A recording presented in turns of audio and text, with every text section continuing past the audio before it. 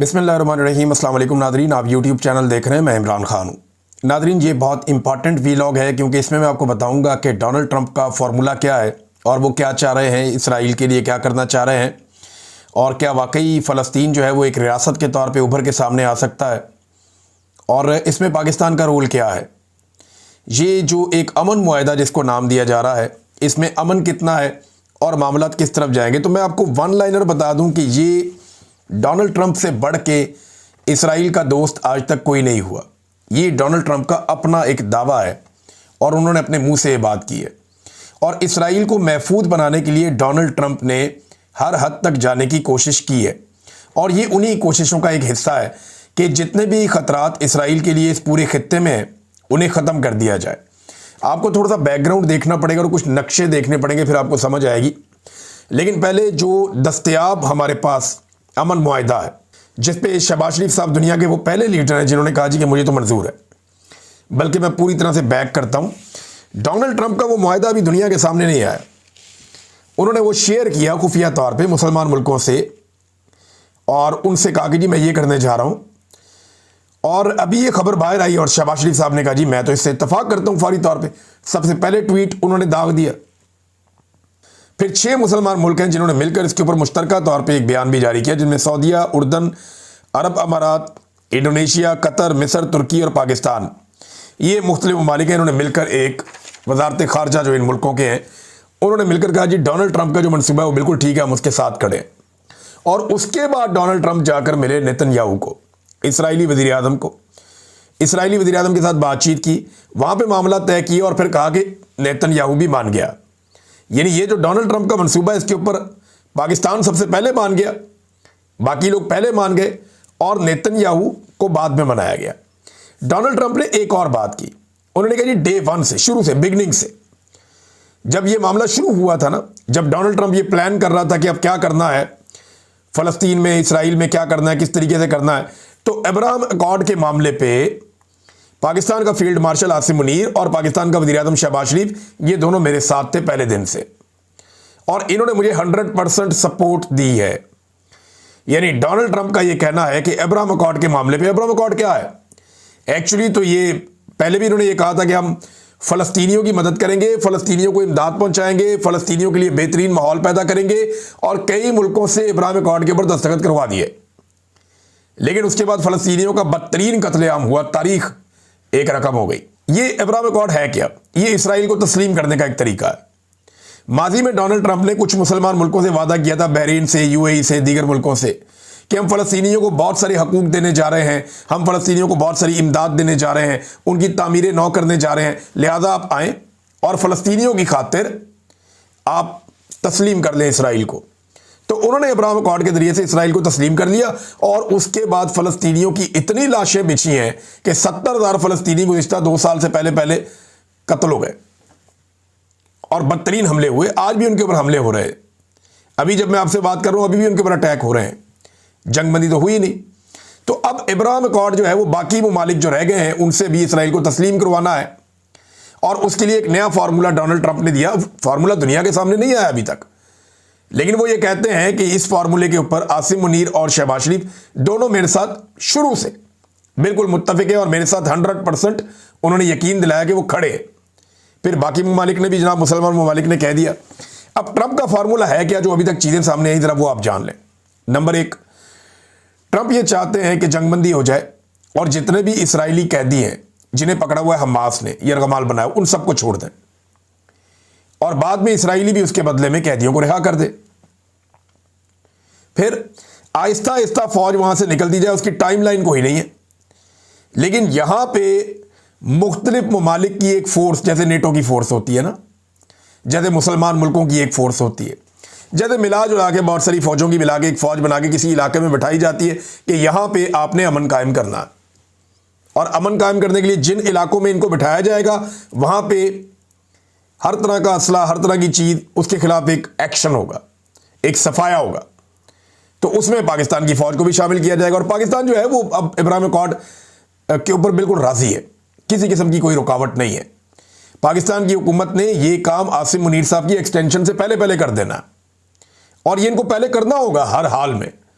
तो ये काम अब होने जा रहा है कि पाकिस्तान इसराइल को तस्लीम करने या अब्राहम अकॉर्ड का हिस्सा बनने जा रहा है।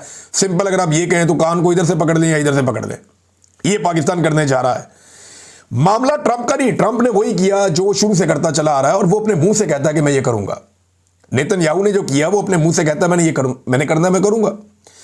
मामला पाकिस्तान की दोगली मिलिट्री एस्टेब्लिशमेंट का, पाकिस्तान के दोगले सियासतदानों का और दोगले मौलवियों का है। इन्होंने कौम को हमेशा चूरन कोई और बेचा। मैं एक दफा गया एसएसजी कमांडोज की ट्रेनिंग को कवर करने के लिए, मैंने कहा देखूं ये ट्रेनिंग कैसे करते हैं। तो इन्होंने कहा जी बड़ी सख्त ट्रेनिंग होती है। मैंने कहा देखते हैं, लोगों को भी दिखाते हैं। मैंने प्रोग्राम किया, बड़ा मशहूर हुआ वो प्रोग्राम। तो वहां पे ना एक पत्थर लगा हुआ था बहुत बड़ा, जहां से कमांडो अपनी ट्रेनिंग शुरू करते हैं। तो उसमें जनाब कुछ नाम लिखे हुए थे मुल्कों के, शहरों के। तो एक नाम उसके अंदर दिल्ली का लिखा हुआ था, एक लिखा हुआ था श्रीनगर का, एक लिखा हुआ था यरूशलेम का। तो मैंने उनसे पूछा, वहां जो कमांडोज थे जो ट्रेनिंग करवा रहे थे, मैंने कहा यार ये आपने नाम लिखे हुए हैं। उन्होंने कहा जी यहां तक कमांडोज ने जाना है, यानी दिल्ली में भी परचम लहराना है, पाकिस्तान का फतह करना है, और श्रीनगर भी हमने फतह करना है, कश्मीर बनेगा पाकिस्तान, और हमने यरूशलेम भी जाना है हमारी फौज ने, और वहां जाके फतह करना है। ये उन्होंने एसएसजी कमांडोज का जो ट्रेनिंग सेंटर है वहां पे शायद आज भी उस पत्थर पे लिखा हुआ हो। मेरे ख्याल में सुबह कमांडोज को चाहिए कि उठ के मिटा दें। अब किसी और तरीके से यरूशलेम जाना है, अब उस तरीके से नहीं जाना।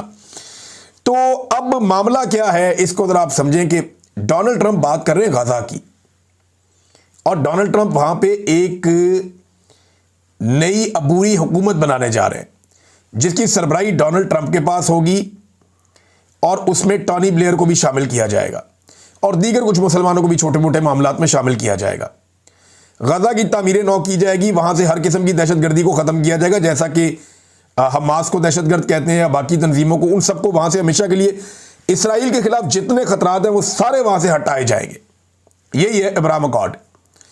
और उसके बाद जब तमाम शराइत पूरी हो जाएंगी 20 की 20, फिर आखिर में यह फैसला किया जाएगा कि अब यह सोचा जाएगा, ये उसमें लिखा हुआ है कि सोचेंगे कि इसराइल को, फलस्तीन को रियासत के तौर पे तस्लीम करना है या क्या करना है। इसके ऊपर जो है वो एंड में एक कंडीशन है, ये भी मशरूत तौर पे है कि फलस्तीन को रियासत के तौर पे तस्लीम करना है या नहीं करना, क्या करना है, ये जनाब वो एंड के ऊपर आके करेंगे।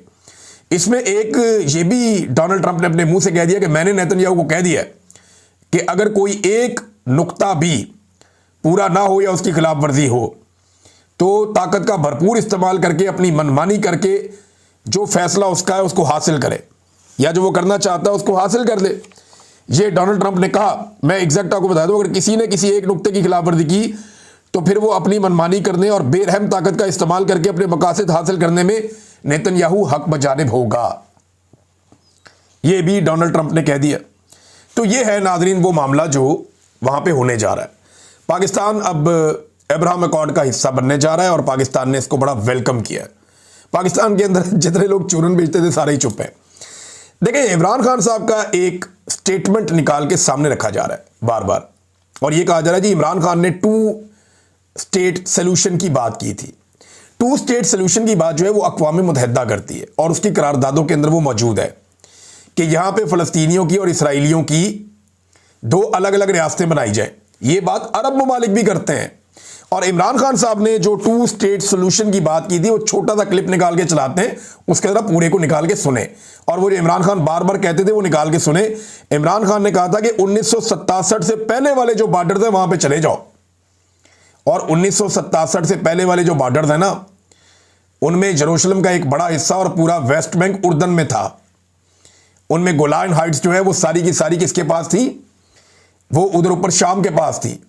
उसमें गजा बिल्कुल एक अपना अलग आजाद खित्ता था, और उसके साथ बहुत सारे एरियाज फलस्तीनियों के पास थे।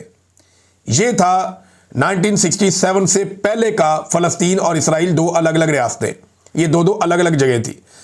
और अक़वाम मुत्तहिदा की बाकायदा एक अपनी एक करारदाद के तहत अक़वाम मुत्तहिदा ने इसको 1948 से पहले ये यरूशलेम को उन्होंने एक अलग पूरा शहर बना दिया था, और उन्होंने कहा था जी ये अब अक़वाम मुत्तहिदा के कंट्रोल में रहेगा।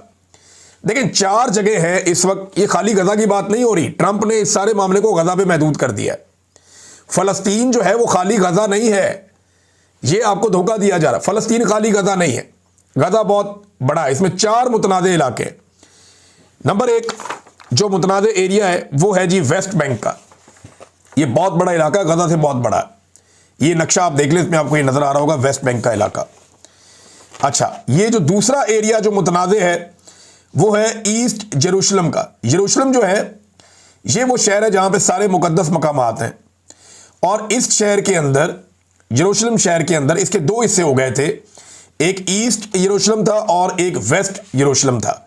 जो ईस्ट यरूशलेम था ना, वो था मुसलमानों के कंट्रोल में, और ये जो ईस्ट यरूशलेम है इसमें तमाम मुकद्दस मकामात हैं तीनों मज़ाहिब के मानने वालों के, यानी मस्जिद अक्सा भी इसमें है जो मुसलमानों का मुकद्दस मकाम है, इसमें दीवार गिरिया भी है जो यहूदियों का मुकद्दस मकाम है, और इसमें होली चर्च ऑफ सेफोकर भी है, ये ईसाइयों का एक मुकद्दस मकाम है। तो ये तीनों के अलग अलग मुकद्दस मकामात यहाँ पे हैं, और यहाँ पे 4 क्वार्टर्स भी हैं यरूशलेम के सेंटर में। ये टोटल एरिया बहुत थोड़ा सा 1 मील से भी कम का बनता है। इसमें जो जितना जितना रकबा सबके पास है मैं आपको बता देता हूँ। इसमें तमाम जो मज़ाहिब हैं उनके मानने वालों का 33 एकड़ यहूदियों के पास है, 77 एकड़ मुसलमानों के पास है, 31 एकड़ आर्मीनियंस के पास है, और 7 एकड़ ईसाइयों के पास है। और यहां पे मुकद्दस मकामात हैं। इस जगह के ऊपर सबका फड्डा है कि यहां पे सबको कंट्रोल चाहिए। और इमरान खान साहब ने कहा था कि यरूशलेम फलस्तीन का दारुल हुकूमत होगा। यानी ये जो मुतनाज़े इलाके हैं जिनका मैंने आपको बताया, गोलान हाइट्स, वेस्ट बैंक और यरूशलेम और गाजा, इन सारों को मिलाकर फलस्तीन बनता है, और इसका जो दारुल हुकूमत है वो यरूशलेम होगा। ये इमरान खान साहब ने अपने पूरे इंटरव्यू में कहा था, और यही फ़लस्तीनियों की ख्वाहिश भी है, और वो यही मांगते हैं कि हमें हमारा इंसाफ इस तरीके से दिया जाए। क्या इसकी बात हो रही है? बिल्कुल नहीं हो रही। इसके ऊपर कोई मौलवी शौलवी इधर उधर पाकिस्तान में थोड़ा बहुत वो जमात इस्लामी के अमीर ने बात की है, लेकिन कोई फिक्र वाली बात नहीं है।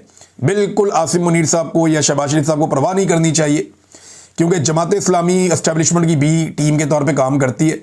अगर उन्होंने कोई एहतजाज किया भी तो वो एस्टेब्लिशमेंट की ईमा के ऊपर उनको फेस सेविंग मिलेगी कि आप छोटा मोटा कर लें, क्योंकि इससे ज़रा थोड़ा ट्रंप के सामने हीरो बनने का मौका भी मिल सकता है एस्टेब्लिशमेंट को कि देखिए जी हमारे मुल्क में एहतजाज हो रहा है, लोग निकल रहे हैं, इसके बावजूद हम आज आपके साथ खड़े हैं, हम कुर्बानी दे रहे हैं आपके लिए, इतना मुश्किल हमने स्टांस लिया है, तो उससे और फ़ायदा होगा एस्टेब्लिशमेंट को।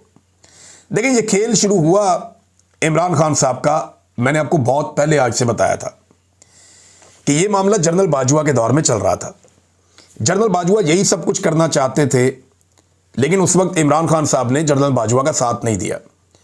फिर इमरान खान साहब का रिजीम चेंज हो गया, एक नई हुकूमत लाई गई, और अब मामला चलते चलते चलते चलते आज वहां पे पहुंच गए हैं जहां पे पहुंचने थे। अल्टीमेटली पाकिस्तान को यह फैसला करना था, पाकिस्तान के पासपोर्ट के ऊपर लिखा हुआ है, और वहां एक पत्थर पे भी लिखा हुआ है SSG कमांडो जहां पे ट्रेनिंग करते हैं यरूशलेम, और पासपोर्ट पे लिखा हुआ है कि ये पासपोर्ट इसराइल के अलावा दुनिया के हर मुल्क के लिए काबिल इस्तेमाल है। तो बहरहाल वो अब ये वाली लाइन जो है मोहसिन नकवी साहब को मिटवानी पड़ेगी अगर मामला तब्दील हो जाता है तो। नाज़रीन एक और बड़ी मजे की बात है, सारी जिंदगी इन्होंने इमरान खान साहब को यहूदी एजेंट कहते रहे। ये जरा देखें, बड़ी मजे की चीज़ आपको मैं दिखाता हूँ। ये एक बंदा है और शहबाज शरीफ साहब इस बंदे को मिले हैं। जो शहबाज शरीफ साहब ने अपनी जो ट्वीट की है ना डोनाल्ड ट्रंप की, उसमें तारीफें ज़्यादा की हैं। फ़लस्तीन और इसराइल का नाम एक दफ़ा लिया बैलेंस करके कि जनाब दोनों की अलग अलग 2 रियासतें बन जाएंगी, फ़लस्तीन और इसराइल की। तो ये गज़ा कोई रियासत पूरी नहीं है, इसमें वेस्ट बैंक भी है, गोलान हाइट्स का मामला भी हल करना पड़ेगा, और मशरिकी यरूशलेम का मसला भी हल करना पड़ेगा, और कैपिटल जो है वो फ़लस्तीन का यरूशलेम होना चाहिए। ये एक सेट पैटर्न है जो मुसलमान कह रहे हैं और फ़लस्तीनी भी कह रहे हैं, और वो इसको इंसाफ समझते हैं कि ये कम से कम हमें मिले। और ये 1967 की जो वॉर हुई थी अरब और इसराइलियों की, ये उस जंग से पहले का नक्शा है जिस पे इमरान खान साहब ने बात की थी। पर शहबाज शरीफ साहब ये बात नहीं कर रहे, उनको शायद तारीख का इतना पता भी नहीं होगा, ना इन मैप्स का इनको पता होगा। उनको सिर्फ ये पता कि पाकिस्तान में अपनी जाली हुकूमत कायम कैसे रखनी है। शहबाज शरीफ ने 3 मरतबा डोनाल्ड ट्रंप की तारीफ की है, और 1 मरतबा बैलेंस करके फ़लस्तीन और इसराइल का नाम लिया कि जनाब इनकी 2 रियासतें अलग अलग बन जाए तो अच्छी बात है। और डोनाल्ड ट्रंप की जो गेम चुकी है उन्होंने कि जनाब हम पूरा आपका साथ देंगे, आपके साथ खड़े होंगे, आपके पीछे खड़े होंगे। अब यहां पे एक और चीज देखिए आप, ये नाज़रीन एक ट्वीट देखिए आप, ये डैनियल रोजन है, ये एक साहब है। जब शहबाज शरीफ साहब अमेरिका में थे तो इनकी शहबाज शरीफ साहब से मुलाकात हुई, लेकिन शहबाज शरीफ साहब ने इस मुलाकात को खुफिया रखा और किसी को बताया भी नहीं, वरना शहबाज शरीफ किसी भी गोरे से या गोरी चमड़ी वाले से हाथ मिला लेना तो शहबाज शरीफ साहब फटाफट फोटो लगवाते हैं, वीडियो चलवाते हैं ताकि गेम उठ जाए ज़रा।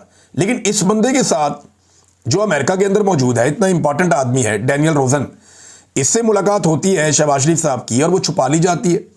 अब जब शहबाज शरीफ साहब ने बाकायदा डोनाल्ड ट्रंप की हमायत का ऐलान कर दिया तो इस शख्स ने ये तस्वीर लगा दी जिसमें शहबाज शरीफ साहब और ये शख्स इंतहाई मोहब्बत बड़ी नज़रों से इंतहाई करीब आते हुए, जहाँ पे एक दूसरे की सांसों को भी ये दोनों महसूस कर सकते हैं और हाथों में हाथ थामे हुए एक दूसरे को मोहब्बत बड़ी निगाहों से देख रहे हैं। अब ये शख्स कौन है ज़रा ये देखिए। लेकिन मैं आपको फिर ये बता दूं कि पाकिस्तान के मौलवियों ने इमरान खान को कहना हमेशा ये यहूदियों का एजेंट है, इमरान खान को कहना हमेशा ये इस्लाम का दुश्मन है। सारे मदद कार्ड पाकिस्तान के मौलवियों ने इमरान खान पे लगाने। लेकिन ये देखें मज़ेदार चीज़ आपको मैं दिखाता हूँ।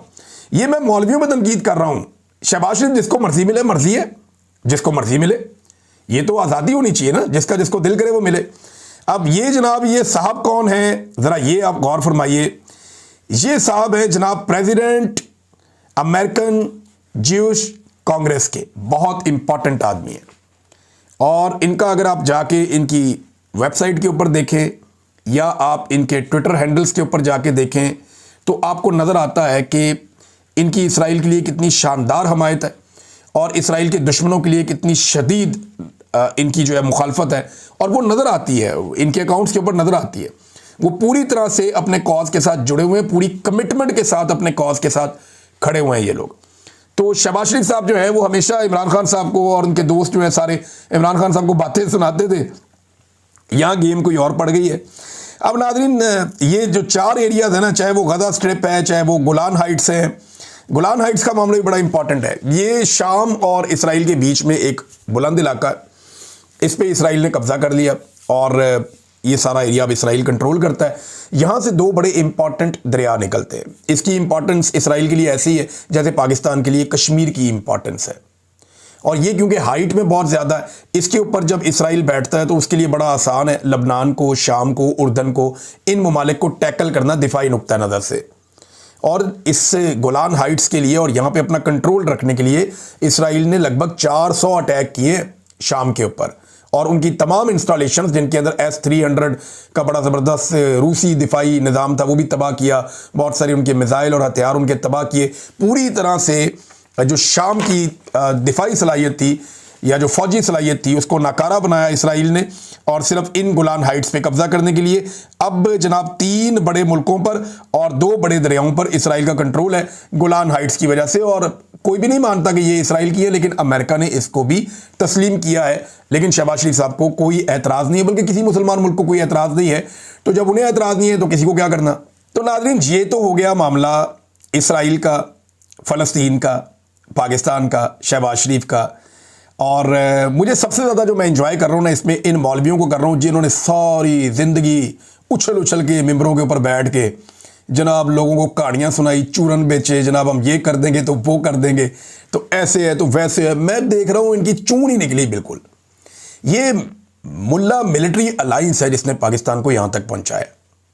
ये मुल्ला हमेशा फ़ौज इनको चाबी देती है और ये चलते हैं, इनकी टके की औकात नहीं है। इनमें कोई मौलवी नहीं बोलेगा आप खातिर जमा रखें और मेरी हुकूमत से गुजारिश है कि बेफिक्र हो गए जो वो करना चाहते हैं करें, ये मौलवी नहीं बोलते। और इमरान खान के बारे में मैंने को क्लियर कर दिया कि उन्होंने जो 2 रियासती सलूशन की बात की थी वो 1967 की पोजीशन की बात कर रहे थे कि उससे पहले जो जहां था वो वहां चला जाए और यरूशलेम जो है वो कैपिटल होना चाहिए फ़लस्तीन का। ये इमरान खान साहब ने कहा था। अधूरी बात सुना के लोगों को आप गुमराह ना करें। अब नाजरीन आप आ जाएं कि पाकिस्तान में क्या हो रहा है। तो आज़ाद कश्मीर की सूरत हाल बहुत ख़राब है। लोग सड़कों पे आके बैठ गए, रियासत ने गोली चला के देख ली, वहाँ पे तशद्दुद करके देख लिया, गिरफ्तारियाँ करके देख ली, लोगों को हरासा करके देख लिया, लेकिन इसके बावजूद लोग रात भर सड़कों पे बैठे रहे। ख़वातीन घरों से खाने पका के भेज रही हैं, लोग सड़कों पे बैठे हुए हैं। वो कहते हैं जी अपने हकूक़ लेकर हम उठेंगे। ख़ास तौर पे जो एस्टेब्लिशमेंट का कंट्रोल है आज़ाद कश्मीर की सियासत पे और पार्लिमान पे और वहाँ के निज़ाम हुकूमत के ऊपर, वो कहते हैं जी वो कंट्रोल हमने ख़त्म करना है। अवामी मुंतखब नुमाइंदे अवाम के मुस्तकबिल का फ़ैसला करेंगे और वही ठीक फ़ैसला होगा। अब ये जनाब वहाँ पे मामला फंस गया। जो 3 एंट्री पॉइंट्स हैं, जो मेन एक कोहाला वाला है, एक कोटा की तरफ से एक आता है, ये एबटाबाद वाला एक, ये जो 3 एंट्री पॉइंट्स हैं मेन जो आज़ाद कश्मीर के अंदर एंटर होते हैं, उन तीनों एंट्री पॉइंट्स को वहाँ पे बंद कर दिया है आज़ाद कश्मीर के शहरियों ने। और उनका दावा है कि आज दिन के वक्त मज़ीद बड़ी तादाद में लोग जाएंगे और मुकम्मल तौर पे एंट्री और एग्ज़िट जो आज़ाद कश्मीर की उसको बंद कर दिया जाएगा। और जब तक मुतालबात तस्लीम नहीं किए जाते तब तक वो पीछे नहीं हटेंगे।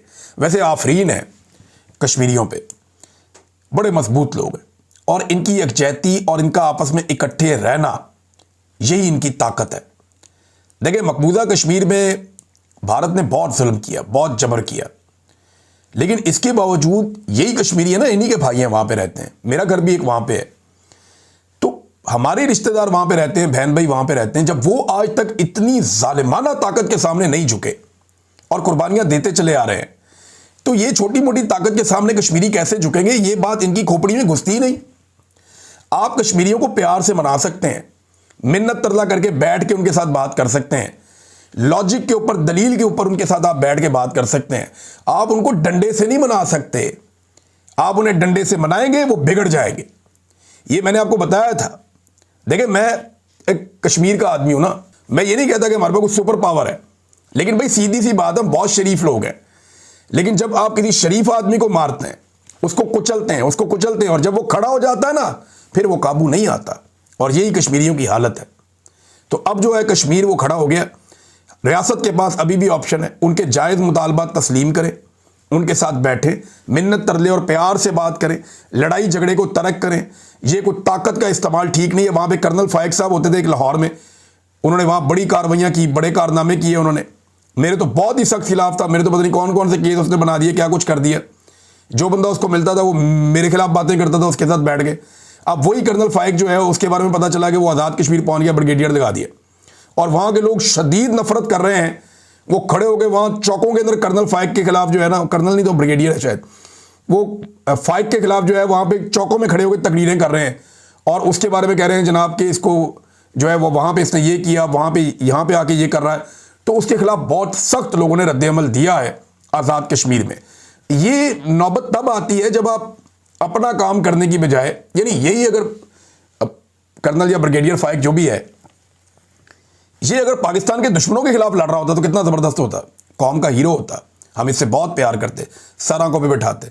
लेकिन अगर ये मुझे अगवा करेगा और मुझे मारेगा, या अगर ये कश्मीरियों को मारेगा, या अगर ये कोई फॉल्स फ्लैग ऑपरेशन करेगा, या सियासी मामलात में मुदाखलत करेगा, या सियासतदानों को, शायरों को, सहाफ़ियों को अगवा करेगा, जबरी तौर पर लापता करेगा, लोगों के कपड़े उतारेगा, तो फिर ये नामुनासिब रवैया है ना, ये घटिया हरकत है।